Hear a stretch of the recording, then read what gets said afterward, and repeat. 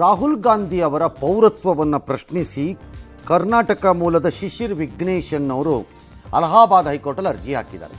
ಅದಕ್ಕೆ ಕೋರ್ಟ್ ಕೇಳಿದ್ದಕ್ಕೆ ಕೇಂದ್ರ ಸರ್ಕಾರ ಹೇಳಿದೆ ಅವರ ಪೌರತ್ವವನ್ನು ಪರಿಶೀಲನೆ ಮಾಡ್ತಿದ್ದೀವಿ ಅಂತ.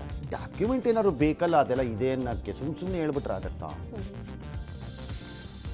ಪಂಚಮಸಾಲಿ ಸಮುದಾಯದ 2A ಮೀಸಲಾತಿ ಹೋರಾಟದಲ್ಲಿ ಬಿರುಕು.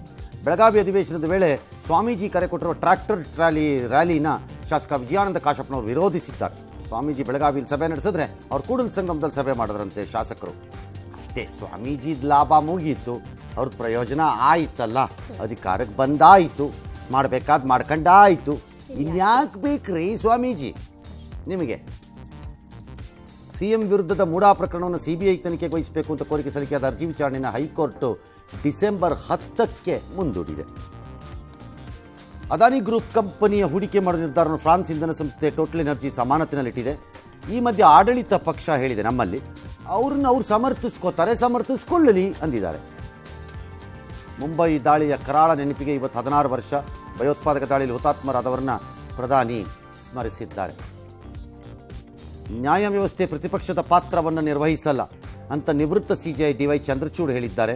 ಶಾಸನ ವ್ಯವಸ್ಥೆಯಲ್ಲಿ ನ್ಯಾಯ ವ್ಯವಸ್ಥೆ ವಿಪಕ್ಷದಂತೆ ಇರಬೇಕು ಅಂತ ಬಯಸಬಾರ್ದು, ಅದು ತಪ್ಪು. ನಮ್ಮ ಕೆಲಸ ಕಾನೂನನ್ನು ವಿಮರ್ಶಿಸೋದೇ ಹೊರತು ಪ್ರತಿಪಕ್ಷದ ಥರ ವರ್ತನೆ ಮಾಡೋದಲ್ಲ ಅಂತಂದಿದ್ದಾರೆ. ಅರಸೀಕೆರೆ ನಗರಸಭೆ 8 ವಾರ್ಡ್ಗಳಿಗೆ ನಡೆದ ಉಪಚುನಾವಣೆಯಲ್ಲಿ ಕಾಂಗ್ರೆಸ್ 7 ಗೆದ್ದಿದೆಯಂತೆ. JDS BDF ಜಂಟಿಯಾಗಿದ್ದರಂತೆ, ಆದರೂ ಸೋತೋಗ್ಬಿಟ್ಟಿದ್ದಾರಂತೆ. ಬಂಗಾಳ ಕೊಲ್ಲಿಯಲ್ಲಿ ವಾಯುಭಾರ ಕುಸಿತ ಕಾರಣ ತಮಿಳುನಾಡಲ್ಲಿ ಭಾರೀ ಮಳೆ, ರಸ್ತೆ ಎಲ್ಲ ಜಲಾವೃತ. ಬೆಂಗಳೂರಿನಲ್ಲಿ ಚಳಿನೋ ಚಳಿ, ಮಧ್ಯಾಹ್ನನೇ ಮಂಜು, ಗಡಗಡ ಅನ್ನಿಸ್ತಾ ಇದೆ. ಇನ್ನು 2 ದಿನ ಇರುತ್ತೆ. ಉಕ್ರೇನ್ನ 17 ಪ್ರಾಂತ್ಯಗಳ ಮೇಲೆ ರಷ್ಯಾ 188 ಡ್ರೋನ್ಗಳಿಂದ ದಾಳಿ ಮಾಡಿದೆಯಂತೆ.